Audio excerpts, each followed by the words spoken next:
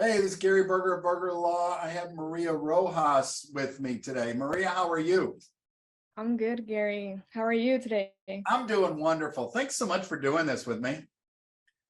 And congratulations on getting our scholarship, the Berger Law Scholarship. Thank you.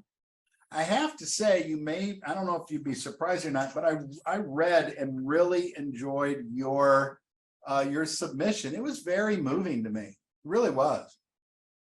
Thank you. Why is that though? Tell me, well, because your history of a child of undocumented immigrants and seeing your pediatrician and getting respect, and first time you feel seen, and how you felt you were kind of treated equally as a person, maybe for the first time, and then how you, in your work as a paramedic and your drive to be in the medical field, that's helped you get compassion and being present and being able to offer your special touches or personal care to those people in emergent situations. Thank you. So I read it. But I mean, really, you're laughing. You didn't think I did. No. I mean, really, tell me, what was the name of the doctor? Do you remember? Interesting enough, it was Fernando Fernandez.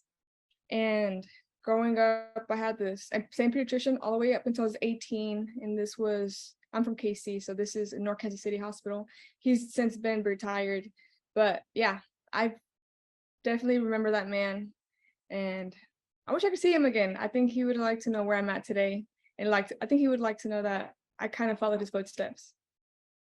Well, that's wonderful. You put out this energy in the universe and how you try to interact with people. And it's good to hear that 20 years later, or whatever it is, 10, 15 years later, that message that he instilled in you, not by anything overt, but just by treating you as kind of as you should be treated, really resonated with you. So good for you. So what is that the only reason you pursued medicine, or why are you pursuing this? What's your dream?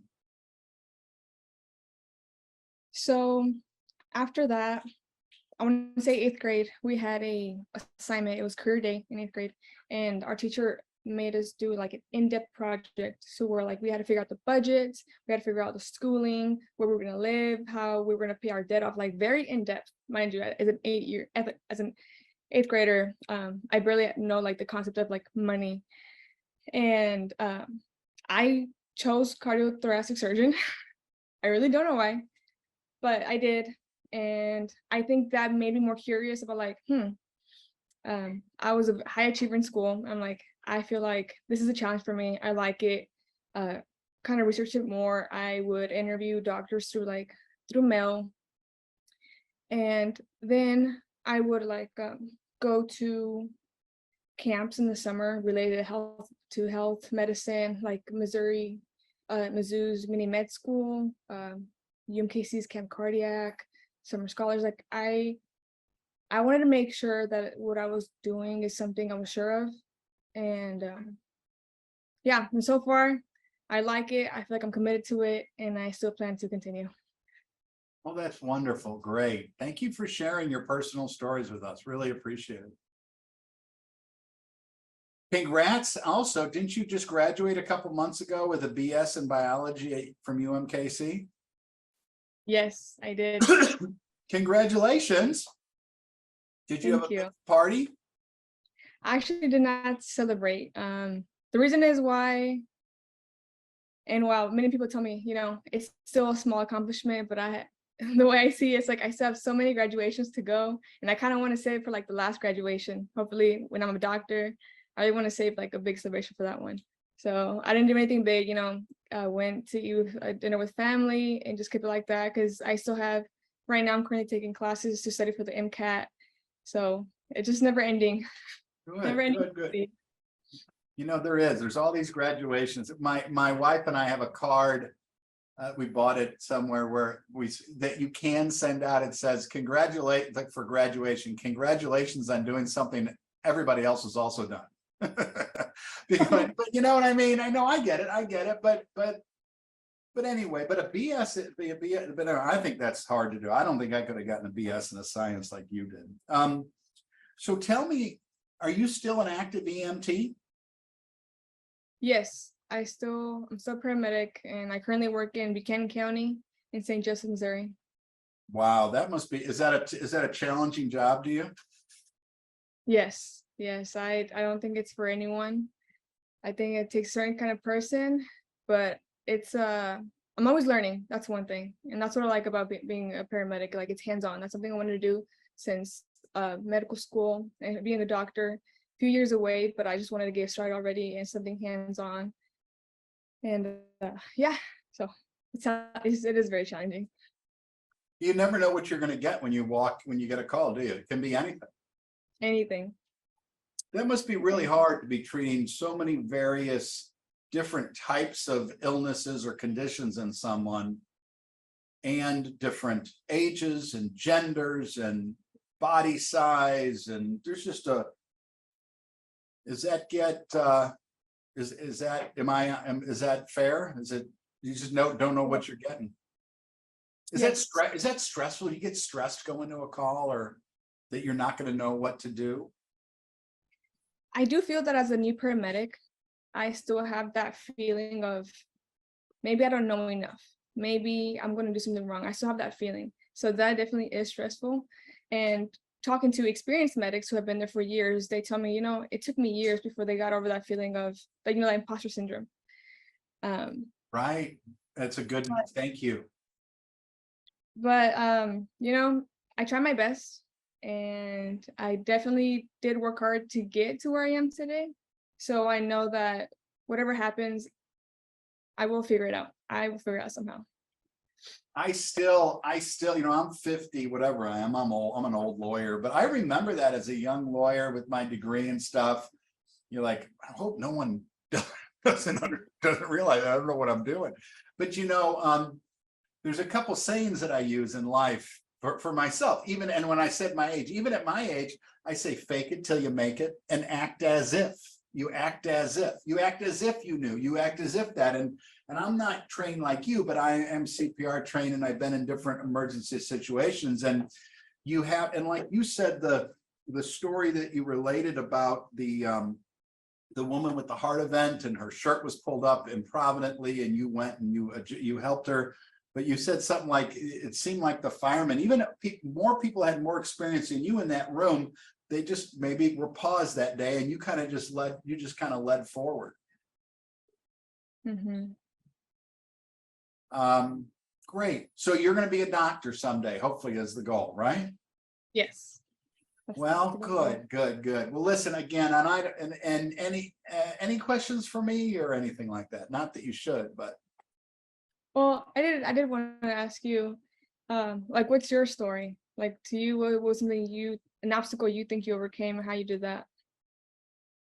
Well, being a white male with blonde hair and blue eyes had a lot, and being born in America to professional parents, I had a lot of challenges in my life, right? No, I won the lottery where I was born, and I've just the challenges that life sends you,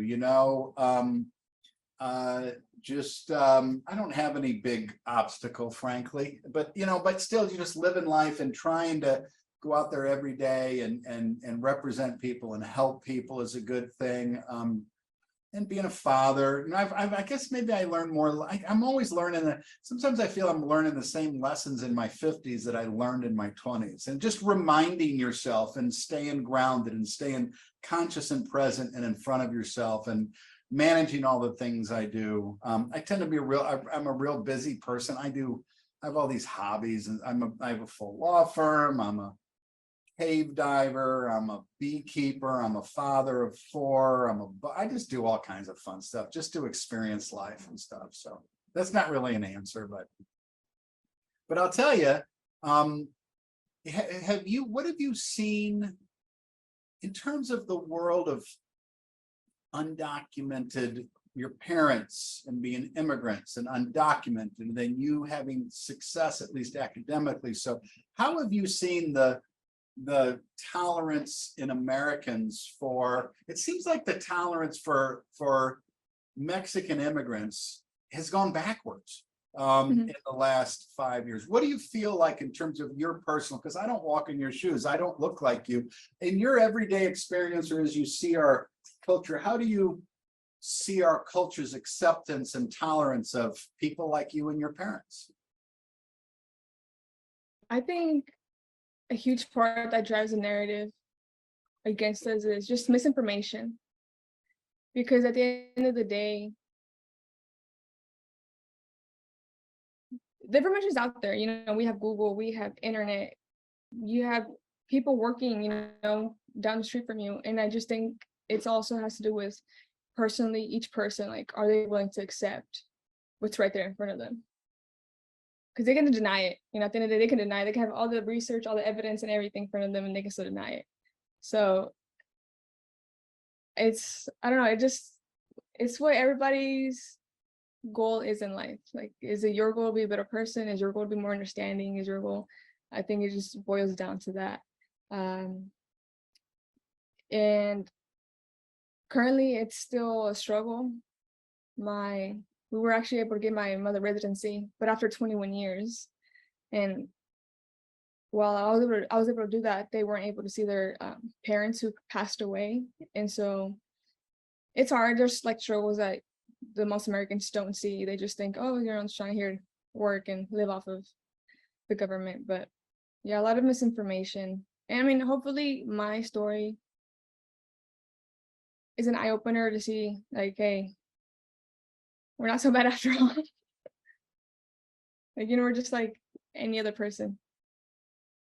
It's really true. It's really true. And if you ever sit down and that's part of our modern world is interacting everything on Facebook and social and internet rather than just sitting down and talking. Because if I would sit down and have a cup of coffee with your parents or you, or the most conservative person, you would find out pretty soon that we're all very, very similar. We're all work hard. We want to be happy. We want to best for our kids. And everybody's like that. It's easy to villainize or to stereotype if you're not sitting in a room with someone. It's easy to judge from far away or on the other end of your phone or whatever, right? Mm-hmm. Well, listen, thank you. Look, and I really appreciate your time. And again, you don't know me, and this I know, but boy, it's just a blessing to me to be able to just meet you briefly and to share a little bit of your story and keep doing what you're doing. Again, you don't know me, but I'm proud of you. I almost feel like you're one of my kids or something. Like, I'm just keep doing what you're doing and keep helping people, keep paying it forward and all the things. And congrats again on this small scholarship. Happy to help you. And I really wish you the best in your education and your future endeavors.